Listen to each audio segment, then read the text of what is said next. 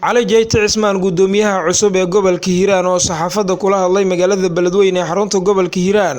ayaa waxa uu si kulul kaga jawaabay dalab uu dhawaan madaxweynaha maamul goboleedka Puntland Saciid Cabdullaahi Deni u diray ganacsatada Puntland oo la xiriira in aysan wax raashin u marin meel ka baxsan Puntland si loo ilaaliyo raashinka yaala deegaanada maamulkaasi. Gudoomiyaha gobolka Hiiraan ayaa sheegay in hadalka madaxweynaha Puntland uu saameyn adag ku yeeshay gobolka Hiiraan maadaama dadka ku nool Hiiraan noloshoodu ay ku tirsan tahay raashinka laga keeno dekedda Boosaaso ee gobolka Bari. Gudoomiyaha gobolka Hiiraan oo hadalkiisa sii wata ayaa ku hanjabay in haddii aysan Puntland ka laaban go'aankaasi ay dadka reer Hiiraan ganacsigooda la aadi doonaan dekedaha kale ee Soomaaliya isla markaana ay joojin doonaan qudaarta loo iibgeeyo deegaanada maamulka Puntland. Sidoo kale gudoomiye Jeyte ayaa ku goodiyay inay canshuur xad dhaaf ah ku soo rogi doonaan qudaarta loo iibgeeyo deegaanada Puntland si ay u joogsato qudaartaasi. Mar aynu ku booqnay xarunta madaxtooyada ee laga maamulo maamulka gobolka Hiiraan, gudoomiye Jeyte ayaa hadaladiisa waxa ka mid ahaa waxa ka soo yeeray madaxweynaha Puntland raashinka iyo waxa inoo yaala Puntland lagama bixi karo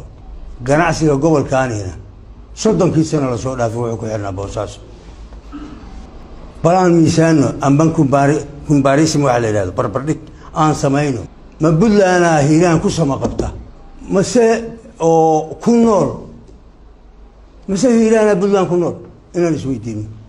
waxa ka baxa qudaarta waxa ka baxa oo aad Boosaaso lagaga nool yahay iyo garow khudradda subaga caanaha xoolaha nool intaba annagana jingadii iyo gadbad bariisa ayaa nooga timaadee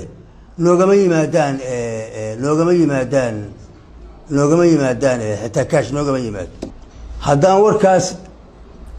madaxweynaha Puntland ka soo yeeray laga noqon oon caqli Soomaalinimaha ma iman waxaan qaadaynaa tilaab aan uga jawaabayna arrinkaas waxa yagana Muqdisho iyo dekedaha kale Soomaaliyeed u jeeyna shayga naga aadayna